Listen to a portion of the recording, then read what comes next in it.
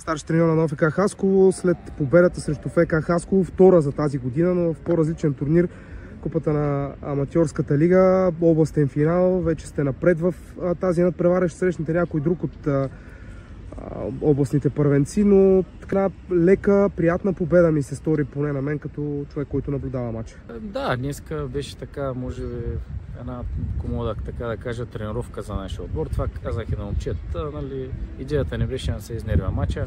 Все пак събота имаме много по-важен матч и до някъде мислехме и за него. Но знаете, тук заряда е малко по-различен, Хасково срещу Хасково и има така доста приказки и дразги. Но мисля, че показахме, даже играхме с 80% млади момчета, всички са ученици и мисля, че показаха, че сме много по-добре отбор и заслужено спечелихме. Вижда се разликата наистина между двете нива на футбола, трета лига и областния шампионат, но така получили се за вас една полезна, да я наречем, тип проверка преди важния матч, който се задава в събота, гостуване на Родопа Смолян.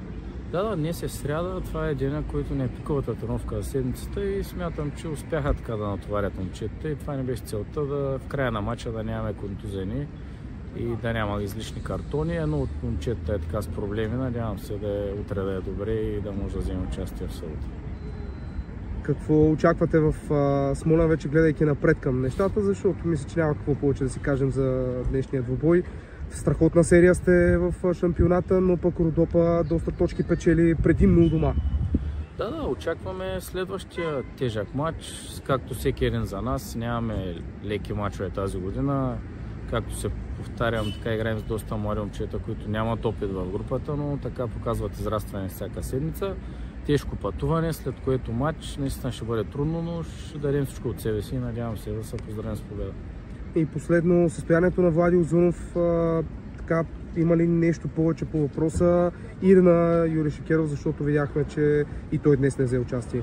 Да, и освен тях има още две-три момчета важни, които не взеха участие. Наистина така ще бъде доста трудно и без тях и в събота, ако се наложи да играем, но по всяка вероятност ще пропуснат и мача в събота.